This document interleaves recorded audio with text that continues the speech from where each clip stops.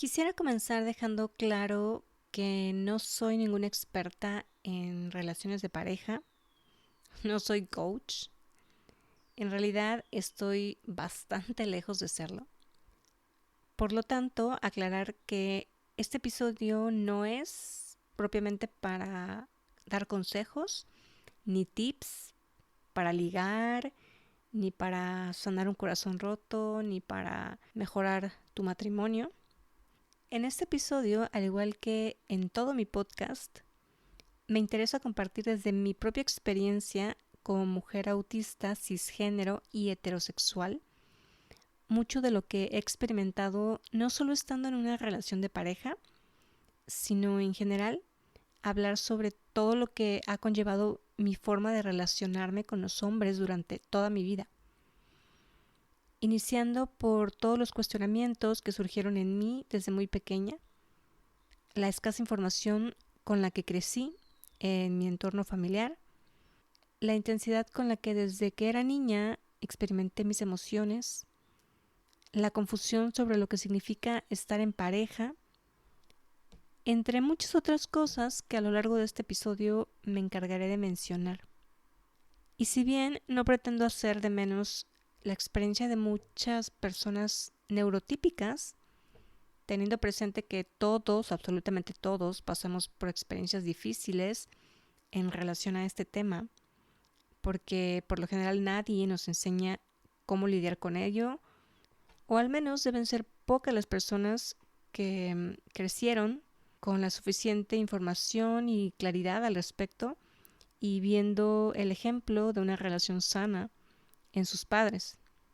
Sin embargo, mi interés con este episodio es mostrar cómo algunas personas neurodivergentes, principalmente autistas, atravesamos este tipo de experiencias, basándome no solo en las mías, sino habiendo leído y escuchado, compartido con muchas otras mujeres autistas con las que personalmente me he llegado a identificar y creo que ha sido mutuo.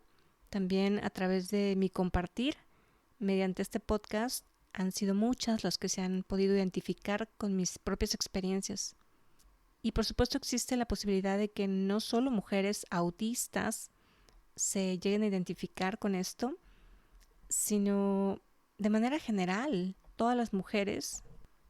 Sé que muchas de nosotras hemos atravesado experiencias muy similares, principalmente debido a la cultura en países de Occidente, en donde el machismo ha jugado un papel importante, influyendo en la manera en que aprendimos a relacionarnos. Este no es un tema sencillo para mí de abordar, porque en este momento de mi vida no es que lo tenga ya todo resuelto.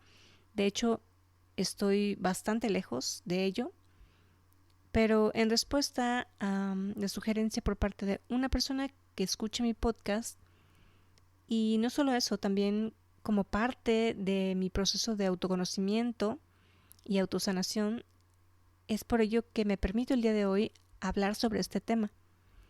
Y espero pueda ser de utilidad para más mujeres y para todas aquellas personas que quieran aprender sobre autismo, que quieran entender y apoyar a más mujeres dentro del espectro, principalmente a niñas y mujeres jóvenes, para que puedan quizá empatizar un poco más con ellas.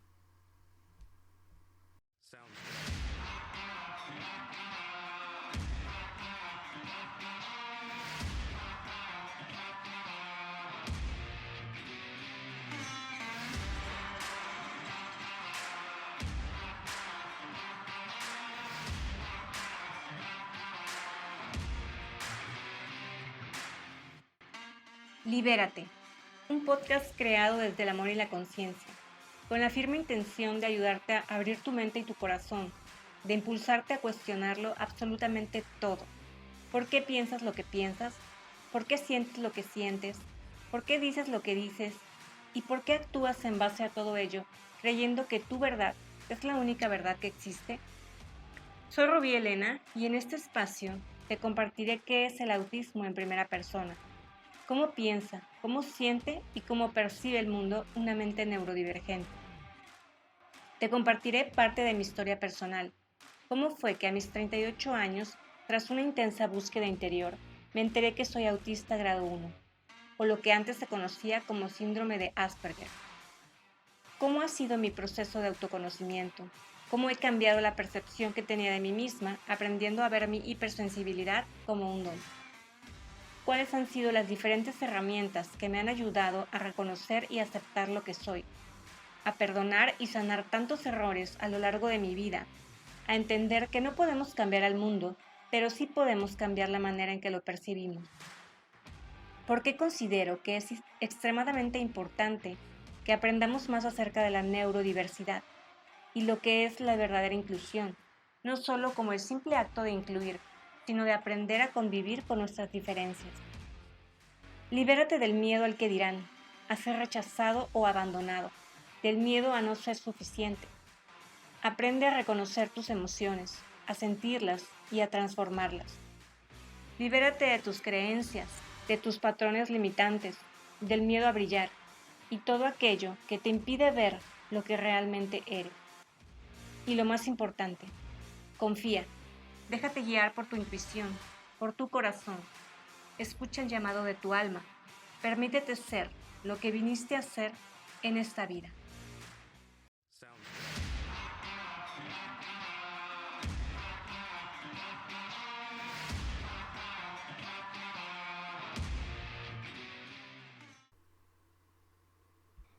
Para iniciar, me parece crucial explicar lo siguiente. Sin generalizar, como siempre digo, pero sí refiriéndome a la gran mayoría de las mujeres en Occidente, debido a nuestra cultura, es común que muchas de nosotras hayamos crecido teniendo como referencia a las princesas de Disney y por lo tanto, a nivel inconsciente, nos hayan tatuado en la cabeza la idea de que ser mujer conlleva mostrarse más débiles que los hombres, hasta cierto punto complacientes y sumisas, además de serviciales, bien portadas, tranquilas, relativamente serias, no hablar demasiado e incluso a veces evitar emitir nuestra opinión.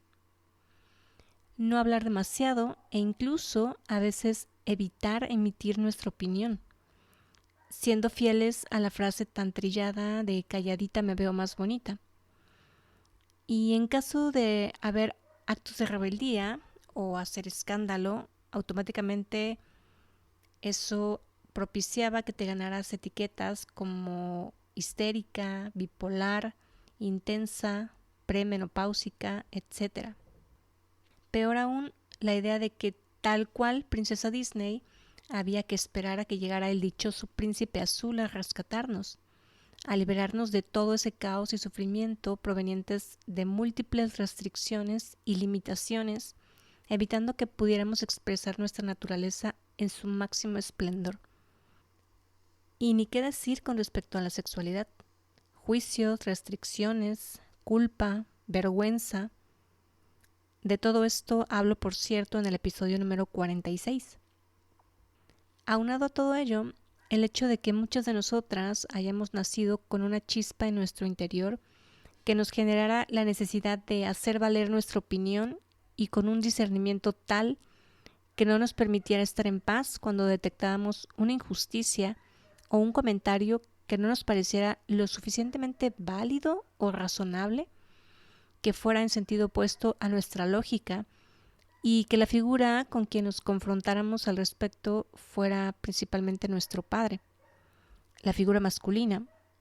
Y peor aún, si ese padre, para no variar, fuera fiel seguidor de una cultura machista. No, bueno, ¿para qué te cuento? Comparto esto porque sé que existen muchas mujeres que, al igual que yo, crecieron bajo estas circunstancias y fue su día a día. Ahora bien, ¿por qué te explico esto?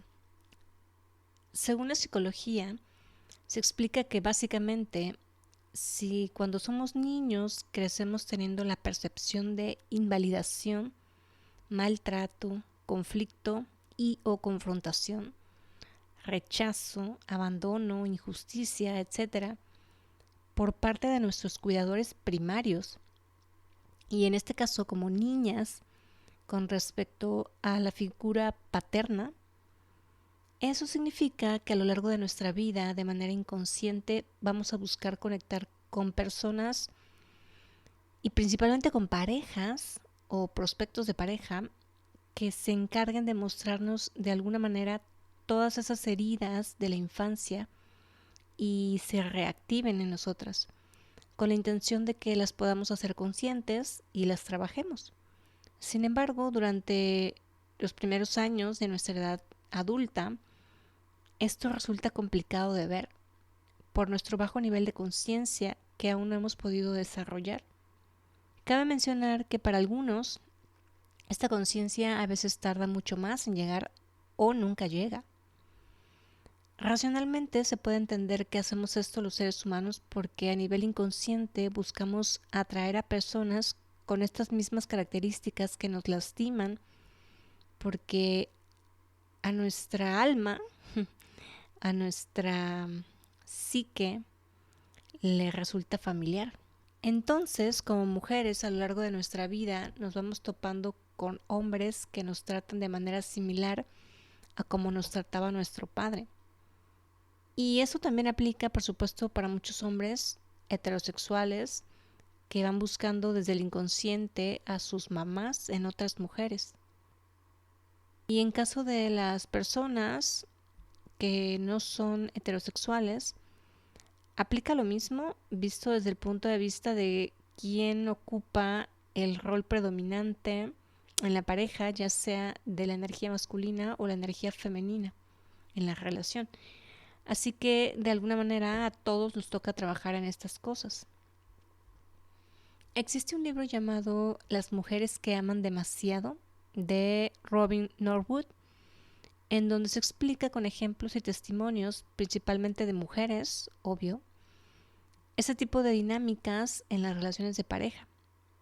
Y me parece importante mencionarlo porque independientemente de que se trate de personas neurodivergentes o neurotípicas, esto está comprobado, no solo por la psicología o por el libro de Robin Norwood y por muchas otras corrientes, sino por mí misma, con respecto a cómo me he relacionado con las figuras masculinas a lo largo de mi vida, con las figuras que representan autoridad también, y sobre todo en mis relaciones de pareja o con prospectos a hacerlo. He podido observar muchas características que me conectan con la manera de relacionarme, no solo con mi papá, sino también con mi mamá durante la infancia. Y ha sido muy interesante haber podido observar también la manera en cómo mis parejas se han relacionado conmigo en relación a cómo se relacionaban con sus propias madres.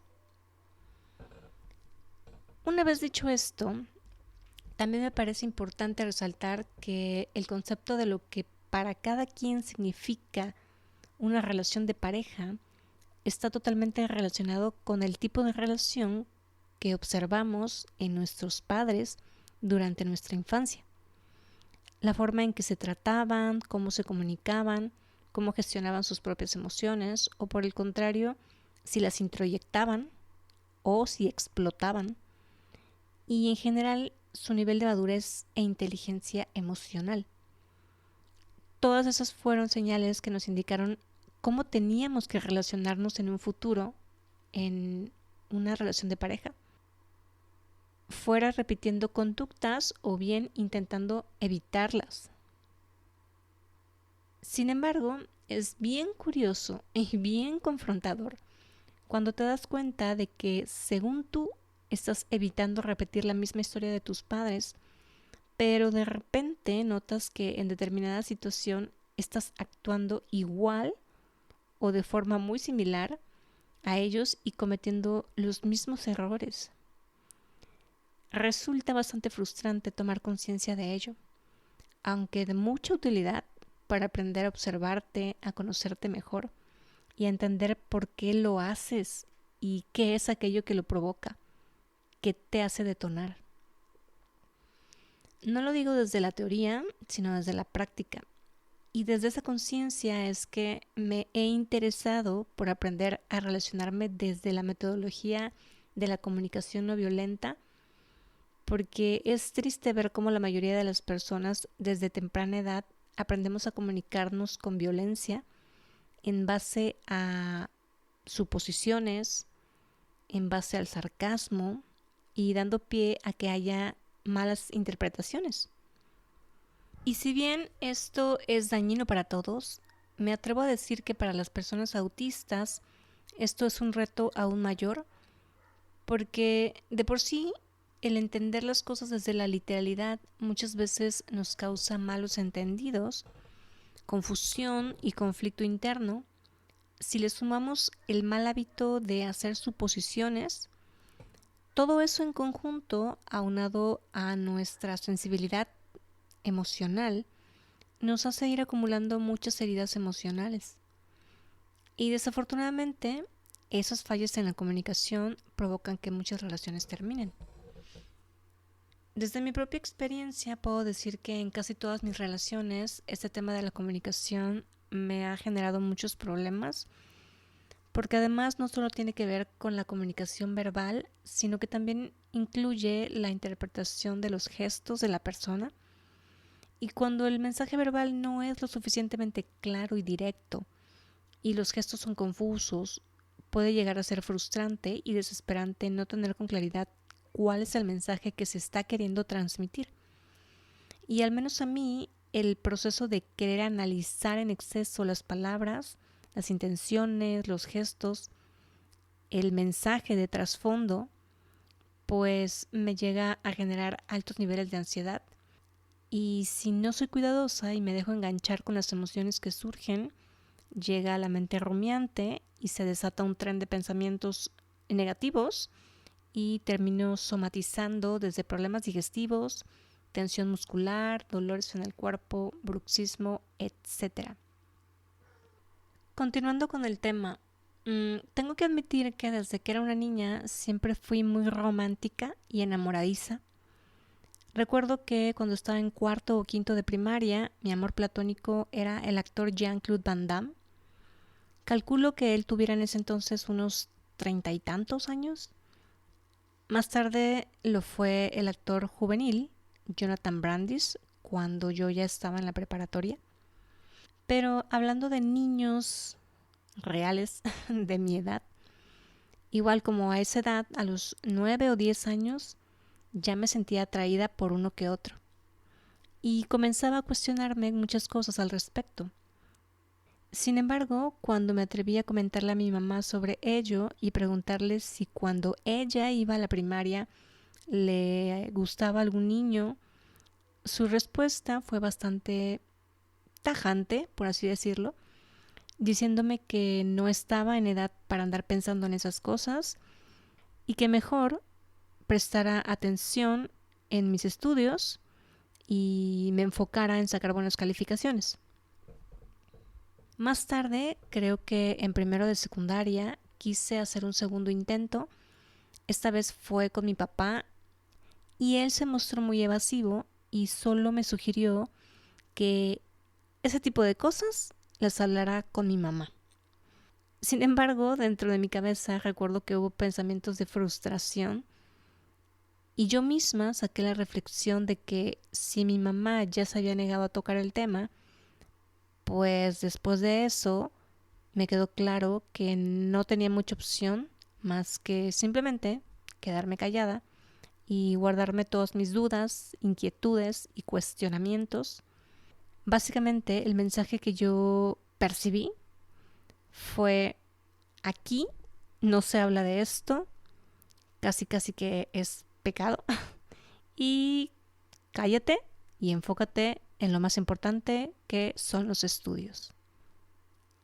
Pareciera poca cosa, pero para mí eso significó un bloqueo enorme con respecto al hecho de no poder expresar lo que pensaba, lo que sentía y mis sensaciones a nivel físico que ya comenzaba a hacerse presentes. Sobre todo considerando que desde entonces tenía ya una mente muy activa que cuestionaba todo. Eso fue el infierno para mí, quedarme con tantas dudas, tantas incógnitas, pero sobre todo el decirme a mí misma que eso que pensaba y que sentía, pues básicamente o seguramente estaba mal y que no había cabida para ello. Aunado a esto, si escuchaste el episodio número 46, en donde explico cómo fue mi experiencia con la menstruación desde pequeña y todas las complicaciones que conllevó, recordarás que mencioné que la poca información que tuve al respecto, no solo del proceso menstrual en sí, sino de la sexualidad en general, dio pie a que creciera con muy poco nivel de autoconocimiento sobre mi cuerpo y mi sexualidad, con muchas dudas, trayendo como resultado el que fuera una chica bastante ingenua e inocente, lo cual más adelante me llevó a tener experiencias complicadas que me lastimaron mucho. Y es por ello que me gustaría contribuir para concientizar a los papás de las infancias neurodivergentes, hacerles saber que si bien para cualquier niña es importante durante su crecimiento contar con información suficiente y necesaria sobre estos temas, para todos aquellos que por nuestra naturaleza nos surgen más cuestionamientos al respecto y que somos mucho más sensibles y que nos cuesta entender los mensajes de la sociedad, sí es de suma importancia poner aún mayor atención y esfuerzo por brindarnos la mayor cantidad de información posible. Y con cantidad me refiero a que tengan la suficiente apertura para hablar con naturalidad sobre el tema, para que haya mayor entendimiento, mayor claridad al respecto, que haya autoconocimiento y la capacidad para poner límites, para evitar que más adelante se encuentren con situaciones que los lleven a caer en estados de mucha vulnerabilidad y los pongan en riesgo.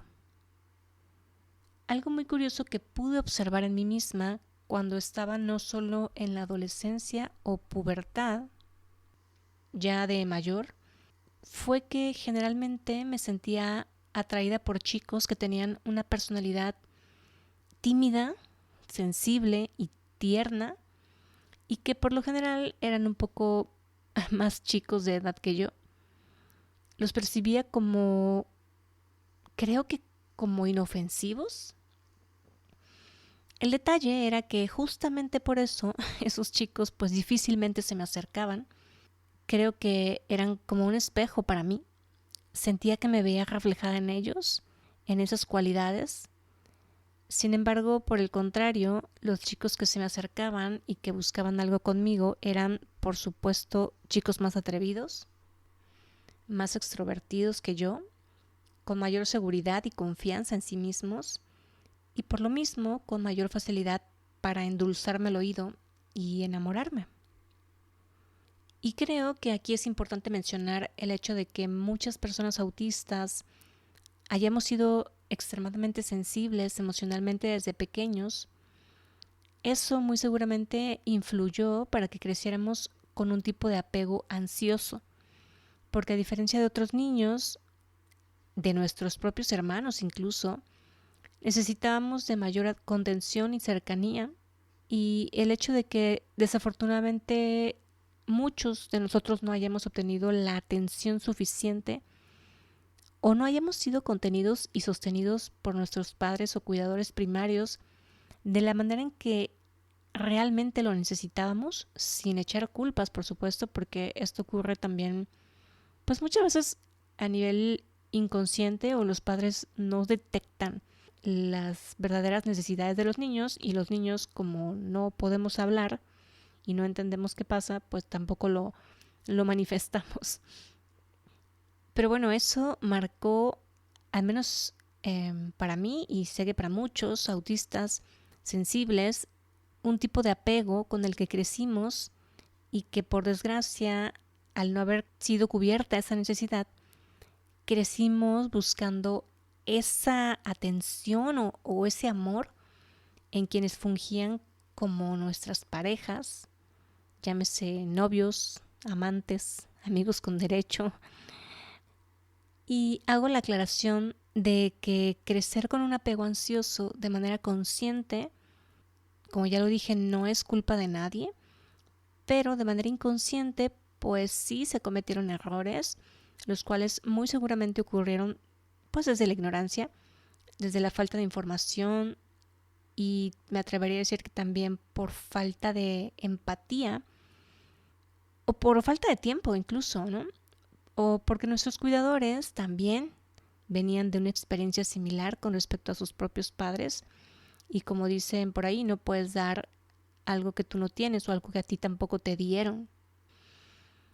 Y tal como lo platiqué en el episodio número 4, donde hablo sobre mi etapa de adolescencia, mi primera experiencia de noviazgo breve ocurrió cuando tenía 14 años de edad y fue la primera vez que experimenté emociones intensísimas, drama, sufrimiento, todo ello mejor conocido como corazón roto y que honestamente creo que influyó mucho, pues es que en esa época ya desde pequeña veía las típicas telenovelas, tan famosas telenovelas mexicanas.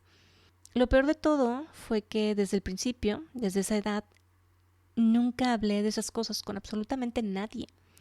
Todo siempre me lo guardé y lo sufrí en silencio. Mi primer corazón roto fue totalmente en silencio y en soledad. Incluso, ya siendo mayor, la verdad es que nunca tuve realmente a quién contarle lo que sentía con total y absoluta confianza para expresar mis sentimientos, aunque también tengo que admitir que, o sea, tampoco era porque no hubiera nadie a mi alrededor. Sí tuve amigas, pero creo que influyó mucho el tema de la lexitimia.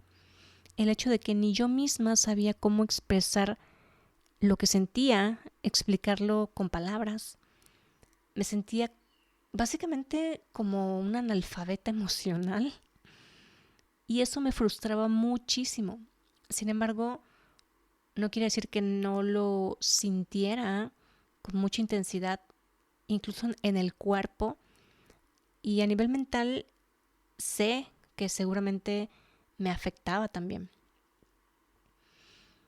En la primaria mi mamá nos regaló un diario tanto a mi hermana como a mí, el cual no utilicé mucho por lo mismo, porque no tenía idea de qué escribir ni cómo poner en palabras lo que pensaba y lo que sentía. Se me hacía muy difícil, me desanimé, me dio flojera y dejé de intentarlo.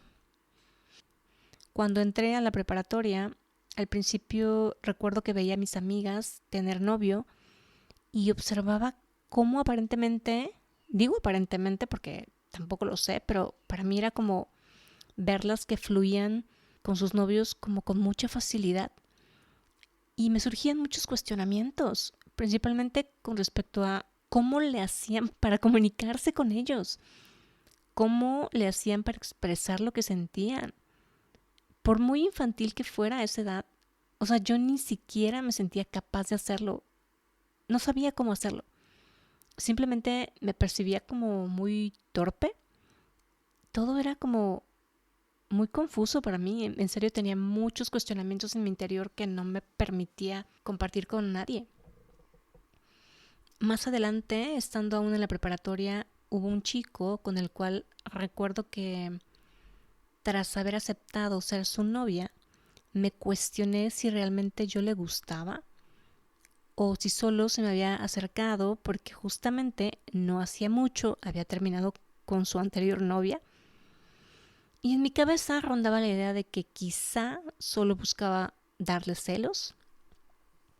No lo sé, no lo supe, nunca ni siquiera me atreví a preguntárselo. Y después de haber analizado la situación, o más bien de haber hiperanalizado la situación, no haberlo aclarado, no haberlo comunicado, no haber expuesto mi inquietud, al no tener claridad, pues obvio me quedé con mis propias reflexiones y saqué mis propias conclusiones y sin mucha explicación decidí terminar la relación. Aunque tengo que aceptar que también influyó el hecho de que mis papás no lo sabían y era como un secreto y me daba miedo que se fueran a enterar. Y en una ocasión este chico, mi novio, pasó por mi casa un fin de semana junto con otros amigos para saludarme, sin avisarme previamente. Y recuerdo que mi papá estaba en el jardín, yo me puse muy nerviosa e hice como si solo fueran unos amigos que pues sabían dónde vivía y a los que se les había ocurrido nada más pasar a visitarme porque sí. Obvio nunca dije nada de que era mi novio. Recuerdo que mi papá hizo algún comentario a manera de crítica o de desaprobación por su comportamiento y eso me hizo entender que ni de chiste me convenía que se enterara de que era mi novio. Es cruel, pero desde ahí puedo ver cómo de manera inconsciente el hecho de que mi papá no lo aprobara, aunque hubiera sido de manera muy superficial, ni siquiera lo conocía, eso tuvo un impacto en mí. Y eso contribuyó también a que decidiera terminarlo. Cabe mencionar que cuando yo veía a la exnovia de mi novio, porque estudiaba en la misma escuela, algo dentro de mí me hacía verla y me sentía mal. Me es difícil poder explicar exactamente cuál era mi sentir, pero una parte de mí me decía que ella era la chica indicada para él y que debían estar juntos. Y curiosamente, así fue. Solo puedo decir que en la actualidad ellos están casados y formaron una familia. Y bueno, esto mismo me sucedió algunos años más adelante, ya siendo adulta. Me involucré con un chico el cual, si bien ya había terminado él con su anterior pareja, me enteré de que ella estaba embarazada, de él, por supuesto. Y a pesar de que nos atraíamos mucho desde hacía tiempo, y sí, él me buscaba, yo en algún punto hice una gran reflexión y decidí hacerme a un lado porque mi nivel de hiperempatía no me permitía estar con él sabiendo que su ex iba a tener un hijo suyo, aunque ya no estuvieran juntos. Y sentía y pensaba que lo mejor era que ellos estuvieran juntos por el bien del bebé. Me partía el corazón pensar que ese niño pudiera crecer sin un padre muy presente. ¿Y qué decir de ella? No me gustó la idea de hacerle a otra mujer algo que a mí no me gustaría que me hicieran. Y no porque yo estuviera haciendo algo malo, sino que de alguna manera sí era como, o sea, estaba contribuyendo a restar la posibilidad de que ellos pudieran regresar, ¿no? Para estar juntos. Así que en esa ocasión también decidí apartarme y justamente puedo decir que en la actualidad ellos siguen juntos, son pareja, formaron una familia, después tuvieron más hijos y están felizmente casados.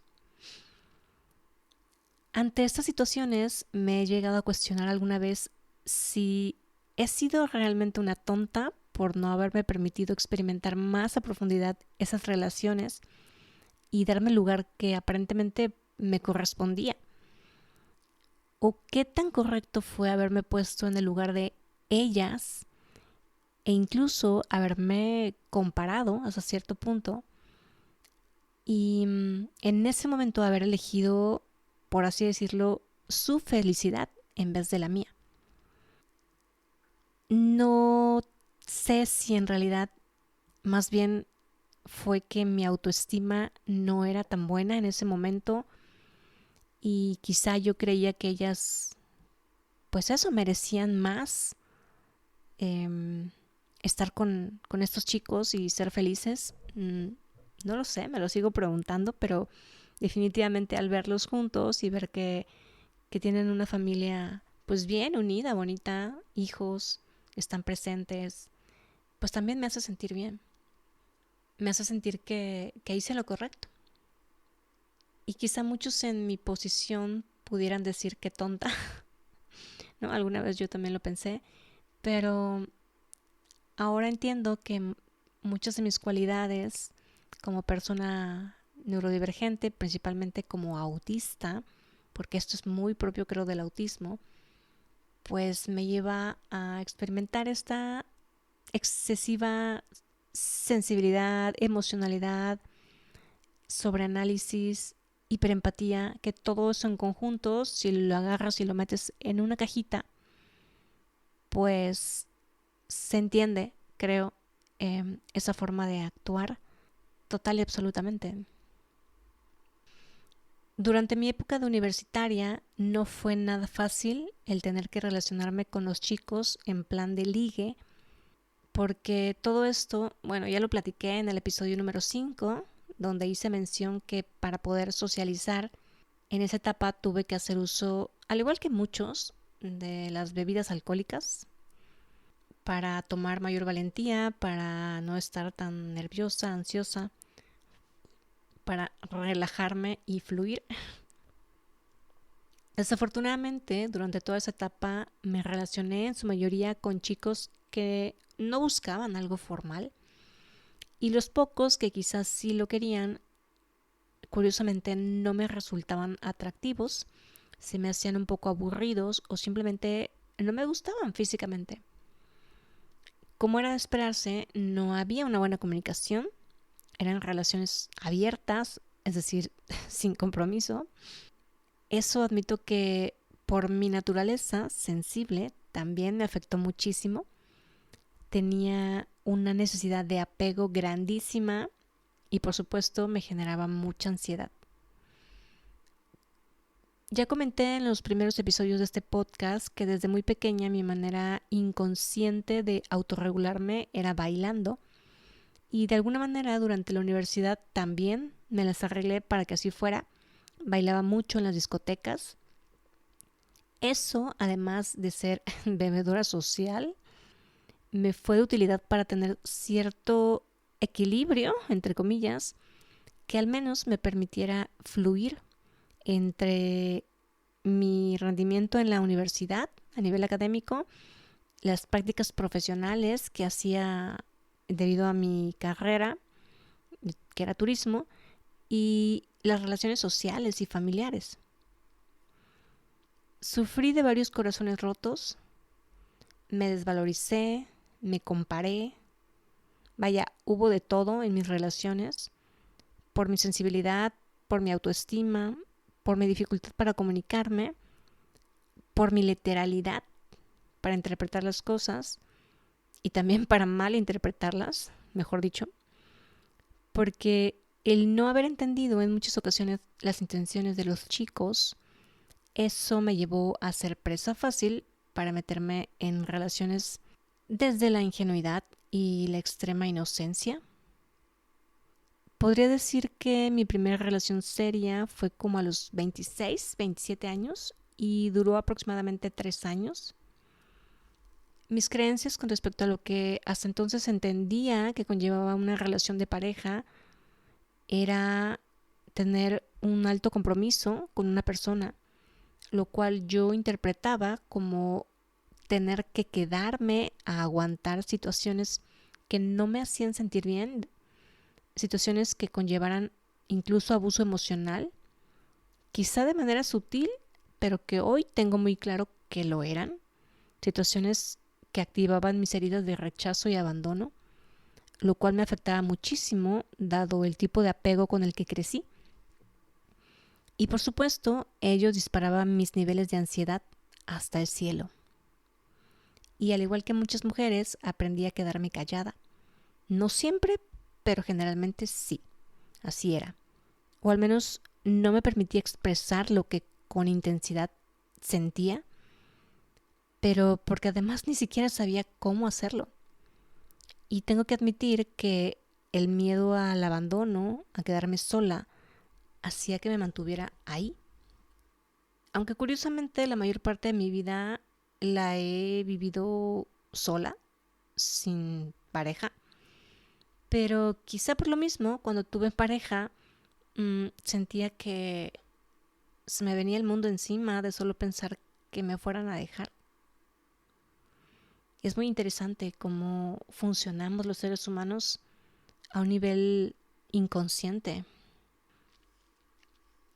Sin embargo, lo más interesante de todo ha sido que he sido yo la que cuando ha estado en relaciones de noviazgo ha tomado la decisión de terminar, aunque mi percepción ha sido la siguiente. A pesar de que ellos no me dijeron que querían terminar la relación, básicamente con sus acciones de aparente desinterés y falta de tiempo para estar conmigo, para mí eso era como si básicamente no quisieran estar en la relación. Y, a ver, cuando digo que no estaban presentes, no estoy exagerando. Me refiero a que podía pasar una semana y ni siquiera un mensaje me enviaban, o podía pasar un mes sin que nos viéramos y no mostrar mucho interés por hacerlo.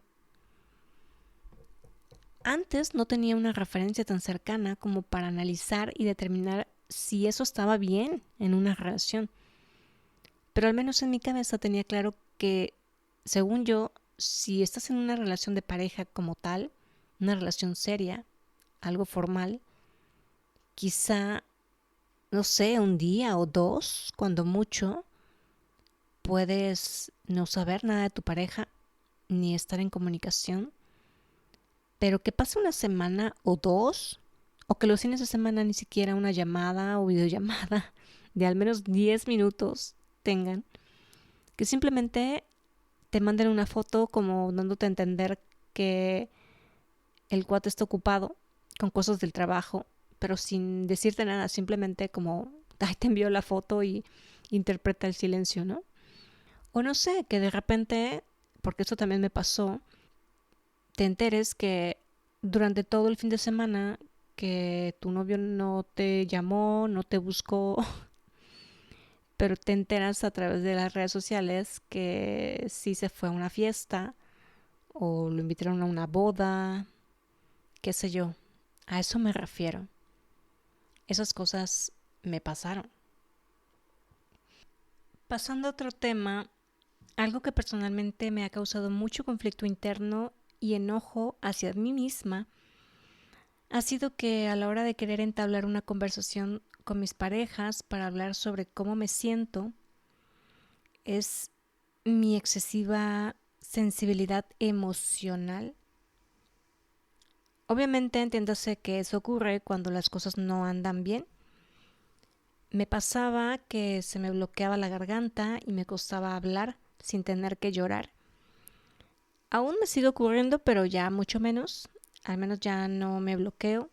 O más bien me vale madre y con todo llanto expreso lo que siento. Pero antes me bloqueaba cañón y no podía expresar bien lo que sentía, aunado a que era complicado hallar las palabras correctas.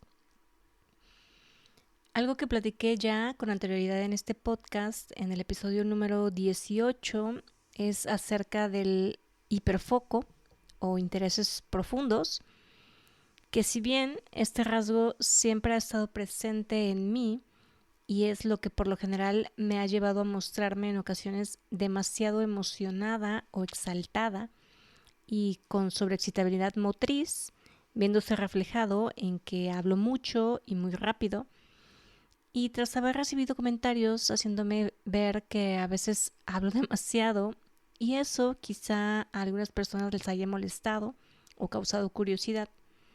Tras el hecho de haberme metido hace algunos años en el mundo del fitness, lo cual me permitió conectar más conmigo misma, con mi cuerpo, con mi fortaleza interior, sentirme con mayor vitalidad tras un periodo de depresión y enfermedad, ayudándome a equilibrar mi salud, a estar más motivada, inspirada, inspirando a otros, siendo altruista. Todo eso, aunado a la práctica del yoga y la meditación que comencé a introducir en mi vida, eso me llevó a conectar con un propósito mayor, con causa. Y debido a ello fue que cuando tuve mi siguiente relación de pareja, que fue justo después de que dejé esa etapa a un lado, porque me tuve que mudar a otra ciudad por motivos de inseguridad en el lugar donde vivía. Cuando conocí al que fue mi novio, Creo que desde un principio que nos conocimos, pues mi tema de conversación de casi todos los días era en relación a esto de la vida fit, ¿no? El fitness, porque además yo no tenía intenciones de dejarlo, quería retomar el proyecto de emprendimiento que traía. Quería realmente dedicarme a eso, sin embargo no me fue posible. La vida me llevó por otros caminos, pero el caso es que él mismo, incluso, supongo que con tal de sacarme plática y pues todo lo que ocurre al principio de una relación, ¿no? Pues me daba cuerda preguntándome y dándome ideas de cómo podría haber hecho una página web y cosas así para continuar con ese proyecto, ¿no? A pesar de que tuviera otro trabajo godín de lunes a viernes. Pues obvio, yo me permitía soñar en alto y hablar del tema con él hasta que se pudiera. Sin embargo, supongo que debió haber llegado a un punto en el cual él se hartó y además, al parecer, creo que malinterpretó mi intención. Ya conté la historia completa en el episodio número 11, pero a manera de resumen, en una ocasión él me dijo un poco molesto o desilusionado, no sé, que parecía que yo solo me fijaba en el físico de las personas y que pareciera que solo eso me importaba, puesto que cada vez que podía tocaba el tema, o sea, del gimnasio, de la suplementación, de la pérdida de peso, incluso recuerdo haberme ofrecido para ser su coach, porque también estaba, cuando lo conocí recién, queriendo buscar un resultado físico en el gimnasio, pues estar marcado y cosas así. Entonces, incluso yo me ofrecí a ser su coach. No duró mucho. Y bueno, eso me hizo sentir muy mal. Que me dijera que parecía que solo me importaba el físico de las personas. Afectó mi autoestima. Porque en ese entonces yo no sabía por qué lo hacía. Porque hablaba tanto de algo con tanta pasión, pero sin darme cuenta lo hacía, yo creo que, pues sí, de manera muy, muy frecuente.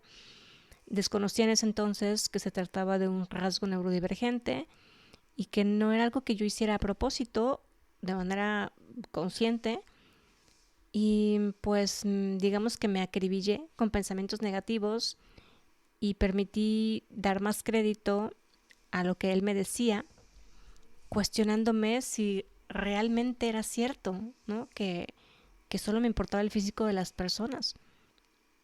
Eso me dolió mucho porque era un juicio proveniente de alguien, pues por quien sentía un cariño muy especial y le di mucha importancia a su opinión. Con este mismo novio fue que tuve otra experiencia con el olor a humedad de la alfombra de un hotel y a pesar de que le comenté que eso me lastimaba la nariz, él lo tomó como que yo estaba exagerando y no sé, como si yo fuera una persona muy fresa, muy quisquillosa, que se quejaba de todo. La consecuencia fue que al día siguiente me sangró la nariz y me dolían las fosas nasales, sentía como resequedad. Otra experiencia posterior a esa, estuve saliendo un tiempo con un amigo que no propiamente era mi pareja, pero con quien estaba comenzando a conectar bonito. Y en una ocasión, tras haber pasado un rato de estrés, yo sola, por no encontrar con facilidad estacionamiento para mi auto, y bueno, esas cosas me generan mucha ansiedad, me pongo nerviosa con facilidad. No siempre, pero generalmente ocurre cuando es un lugar al que no tengo planeado ir con anticipación y no tengo previsto con suficiente tiempo para buscar o para... Cuando digo buscar es trazar como el mapa en mi cabeza de los lugares o las posibilidades de en dónde podría estacionarme, aparcar mi coche. Esos tan famosos cambios de última hora que a muchos autistas nos generan conflicto interior y algunas complicaciones cognitivas. Pues bueno, resulta que esa vez nos quedamos de ver en cierto lugar. Todo, como ya lo dije, fue de un momento a otro. Yo ya había cantado victoria porque donde creí que nos íbamos a ver, muy cerca de ese lugar, yo ya había encontrado dónde estacionarme y ya me había detenido. De repente me llama por teléfono y me informa que se había movido de lugar, estaba en otro lugar y pues para nada aplicaba que yo dejara mi coche ahí, tenía que trasladarme pues más cerca, ¿no?, de donde él estaba. No estaba planeado, por supuesto, ¿no?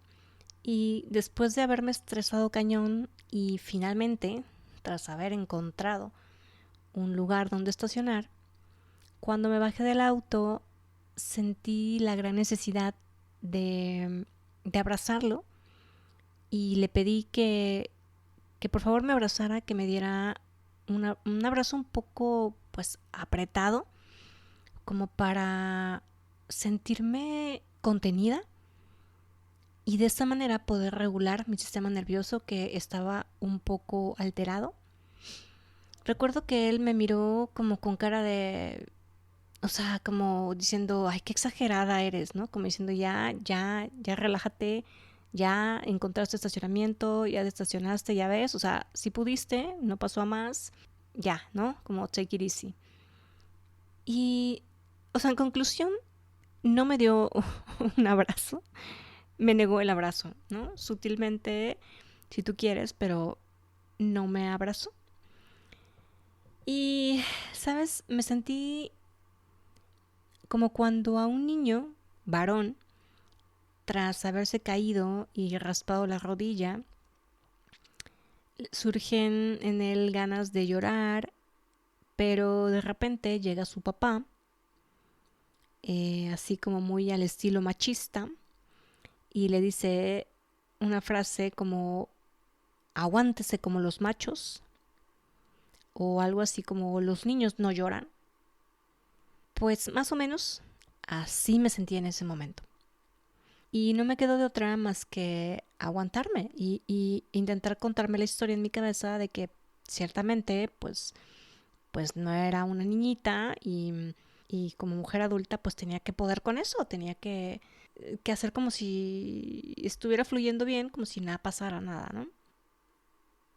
Y a ver, o sea, con esto no estoy queriendo decir que siempre tenga que ser así o que no haya momentos en los que realmente sí tenga uno que pues armarse de valor y no derrumbarse, ¿no?, ante una situación así que parece algo absurdo, pero para quienes somos muy nerviosos o emocionales, pues a veces es el día a día. Y esto me pasa, o sea, cuando estoy sola y pues cuando estoy sola no me queda de otra más que buscar la manera de autorregularme, ya sea en el momento tal cual o más tarde, ¿no?, cuando se pueda. Pero en ese momento, dado el vínculo que tenía con él y algo que lo sentí como una necesidad en ese momento, pues lo expresé, expresé mi necesidad. Y ya, tuve que fluir el resto de la noche. Pero unos días después de ese acontecimiento, estando en casa, reflexionando, me hice una pregunta pues muy clara, muy honesta, muy genuina a mí misma. Y en conclusión dije, o sea, ¿qué le costaba a este cuate haberme dado un abrazo? O sea, no le quitaba tiempo, no le quitaba esfuerzo, ni siquiera era un tema con el qué dirán, porque era de noche, estábamos solos, no había nadie más cerca en la calle. En serio, dije, que no sé, falta de sensibilidad, de empatía. Esa situación me recordó una escena de la serie de Netflix de la tan famosa abogada Woo Jong-woo, cuando en un episodio hubo un choque muy aparatoso en la calle y ella andaba con el chico que le gustaba y no me acuerdo con otra persona. Y al momento del accidente, ella se puso muy nerviosa, se desreguló y el chico la abrazó muy fuerte y la ayudó a calmarse, a regular su sistema, ¿no? Nervioso. Y dije, wow, recuerdo que cuando vi ese episodio, dije, qué bonito. O sea, al parecer eso solo pasa en las películas y en las series de televisión. En la vida real, o al menos a mí, no me fue igual que a Woo Jung-woo. A mí no me abrazaron, a mí no me contuvieron, a pesar de que, bueno, a pesar de todo lo que ya platiqué, ¿no? Que creo que no le costaba nada a esta persona haberlo hecho. Otra experiencia que tuve fue cuando con cierto chico, después de que las cosas no fluyeron entre nosotros y él estaba saliendo ya con alguien más, cuando me platicó más o menos cómo era su conexión con esta otra persona, me decía que se sentía muy bien porque se había encontrado con alguien que sí se reía de sus chistes, lo cual para mí fue un golpe bajo. Tengo que admitir que en ese momento me molestó el hecho de ser autista, porque es una realidad que para mí cosas como estas, chistes, sarcasmos o las bromas estúpidas, pues no les encuentro sentido, no me causan gracia o a veces no las entiendo o soy de efecto retardado. Vaya, sí las cacho, pero no inmediatamente. Y al parecer esto era algo que a él le resultaba importante porque lo hacía sentirse validado, valorado, qué sé yo. En momentos como estos, a pesar de que según yo tengo un trabajo interior, cultivo el amor propio, practico la autovalidación, la aceptación de mis rasgos de personalidad. Cuando pasan cosas como estas, tengo que admitir que en cierta medida sí duele. Y es ahí cuando me doy cuenta de que me falta amor propio, mayor aceptación, mayor autoestima y desarrollar más la capacidad de entender que hay personas que simplemente no son para mí. Con todo esto, lo que quiero dar a entender es que no es sencillo encontrarse con parejas o con amistades que realmente entiendan y empaticen con situaciones a las que con cierta regularidad estamos expuestos muchas personas autistas, por la falta de conocimiento en el tema, por falta de comprensión, pero también pienso que por una falta de sentido común e interés genuino por ayudar al prójimo.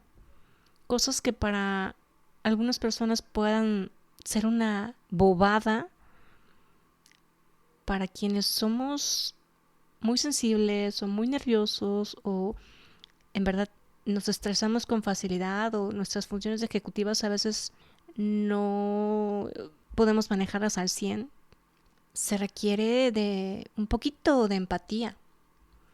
Solemos juzgar con facilidad lo que a nuestro parecer no va acorde a las reglas de la sociedad o lo que creemos que está mal según nuestras creencias. Y bueno, ni qué decir con respecto a todo lo que he aprendido a través de las aplicaciones de citas, el Tinder, el Bumble. Ay, ¿por dónde empezar?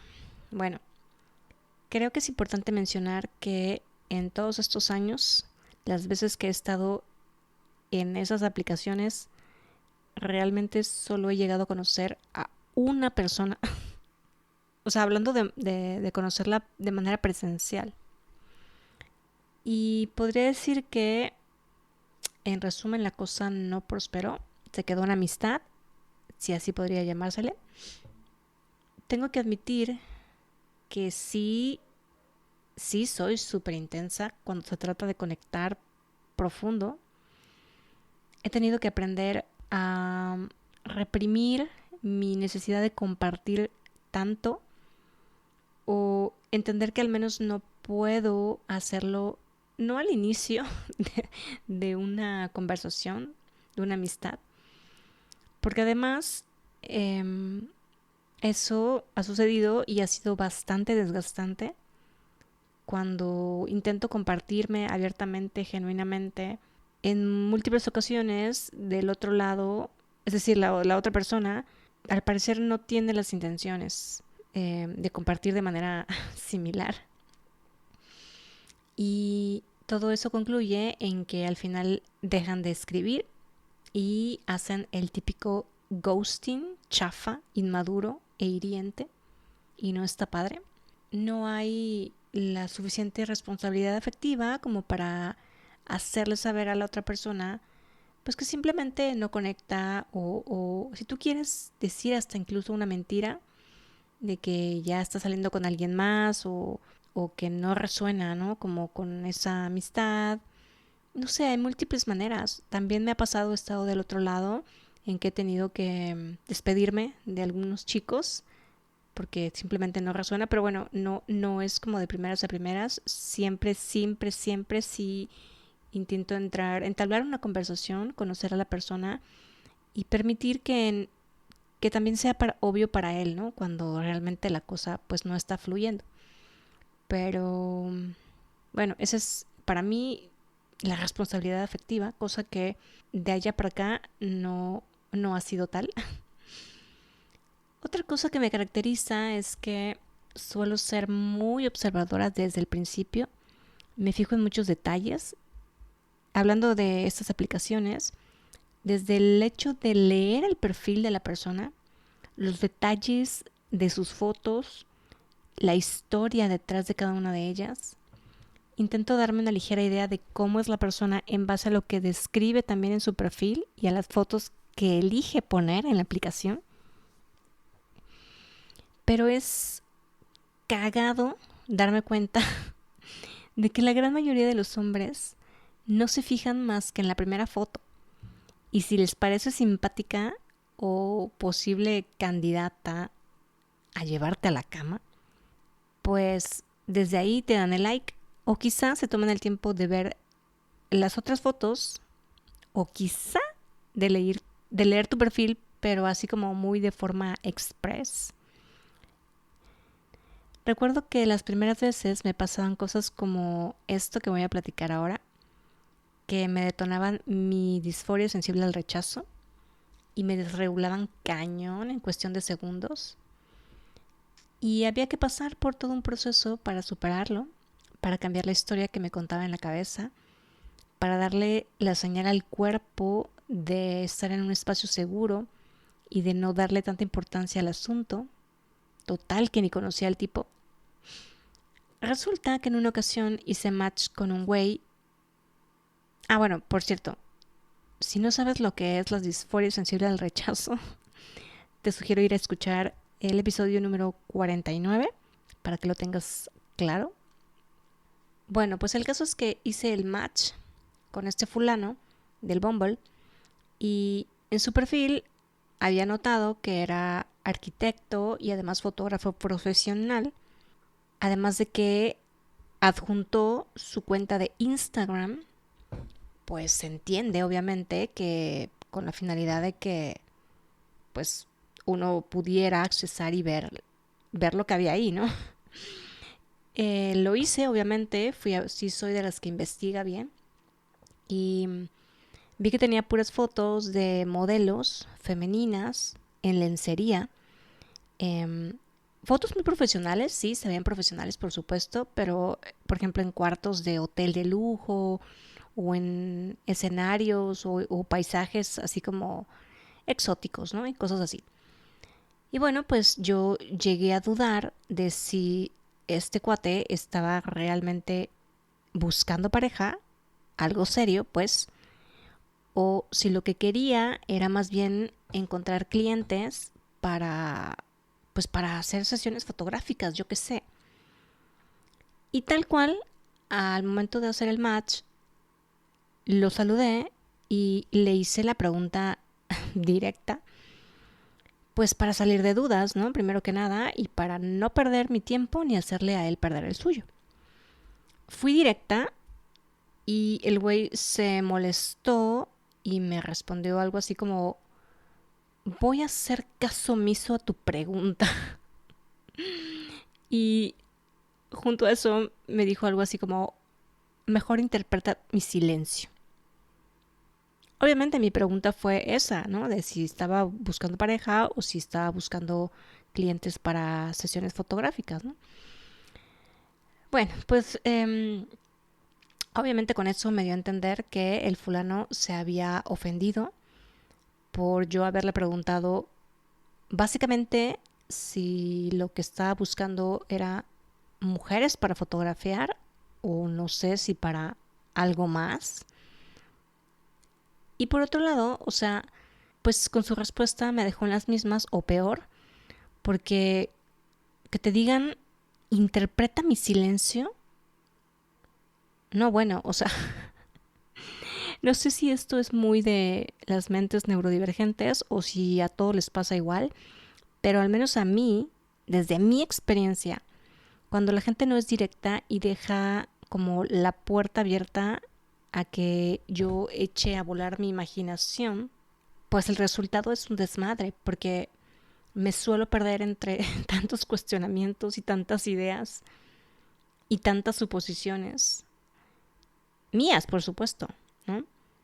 Aunque bueno, admito que durante todos estos años, con el entrenamiento mental que he venido aprendiendo y que he venido realizando, pues con la meditación y otras herramientas, ya no es tanto, pero antes sí era caos total cuando me hacías una pregunta abierta, ya cada vez menos. Bueno, el tema es que el cuate, o sea, sinceramente se pasó de lanza porque me puso en esa posición en la cual aparentemente él fue el ofendido y me hizo sentir mal.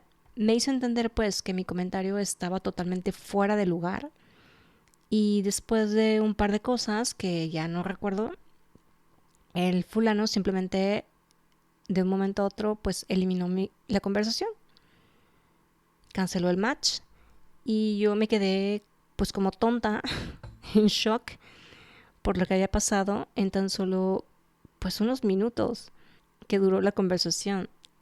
Primero la sensación de emoción de mi parte, pues por haber hecho el match con un güey que me gustó.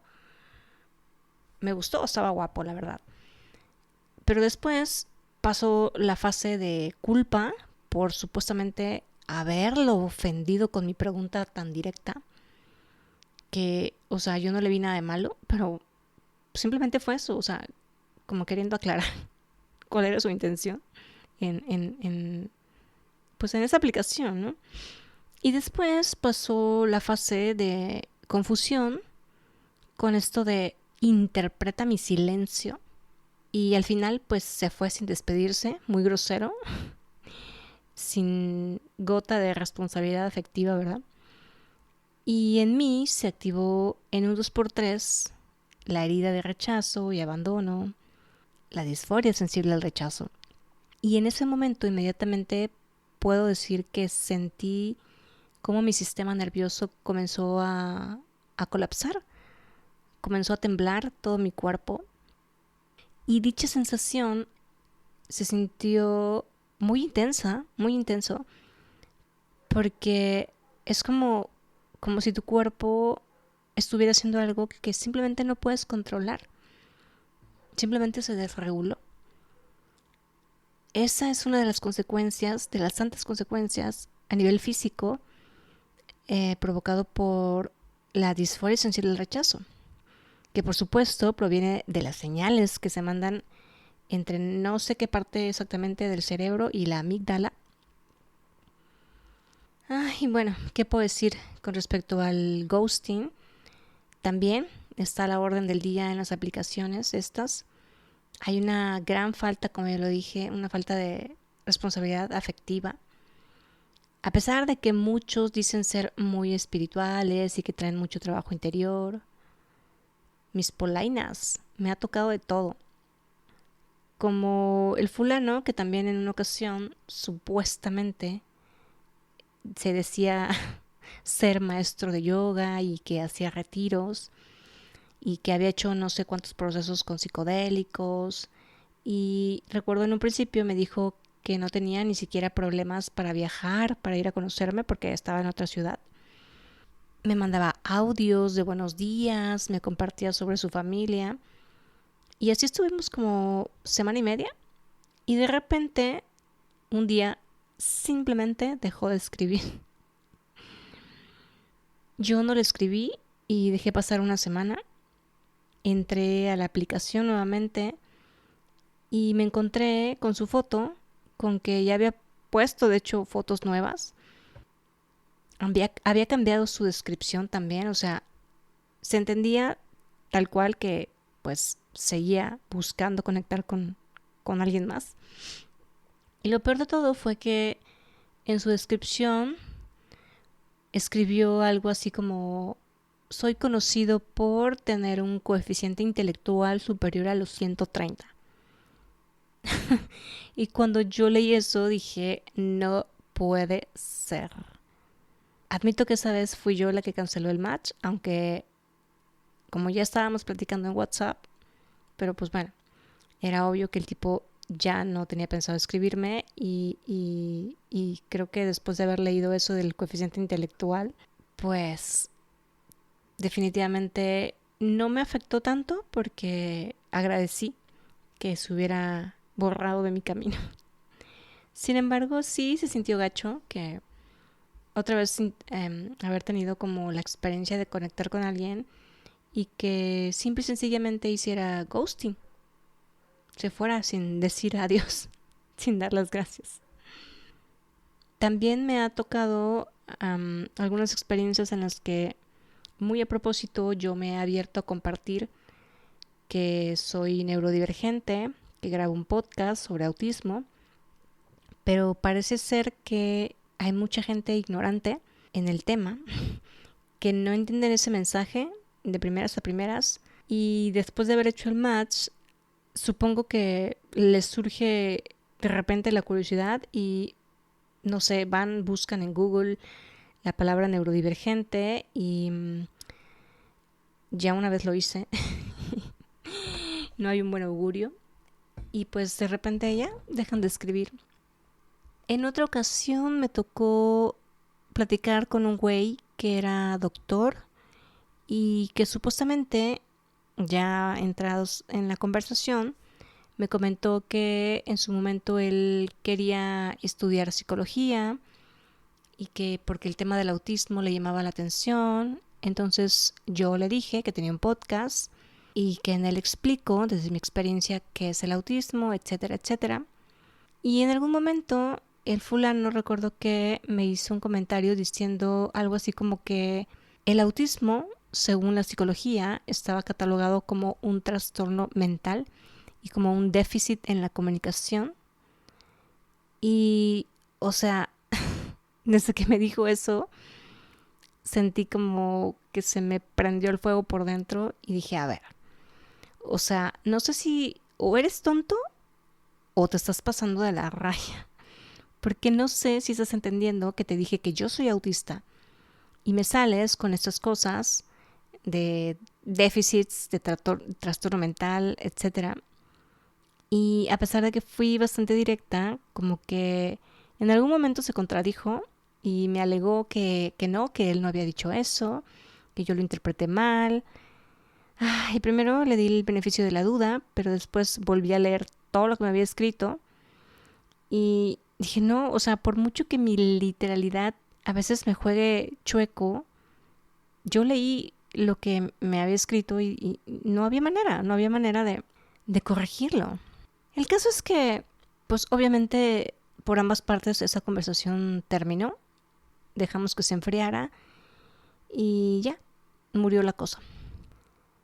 A lo largo de mis relaciones he tenido conflictos pequeños pero sustanciosos a la larga, pero también he tenido conflictos más fuertes, como la vez en que mi novio me dijo por teléfono que iba a entrar a trabajar a una empresa en la que la carga de trabajo iba a ser grande y que había la posibilidad de ya no vernos tan seguido. Pero de por sí ya nos veíamos muy poco. Fue con quien de repente pasaba un mes y no tenía tiempo para salir conmigo, para vernos, para platicar. Y en esa ocasión yo interpreté su mensaje pues muy catastróficamente, honestamente. Le reclamé que porque no era lo suficientemente directo conmigo para decirme que pues, o sea, se entendía, ¿no? Que ya no iba a poder o ya no quería sostener la relación. Estaba muy molesta y admito que se me activó la herida de abandono y fui muy impulsiva. Le dije un par de cosas que por supuesto no estuvieron bien. La cagué.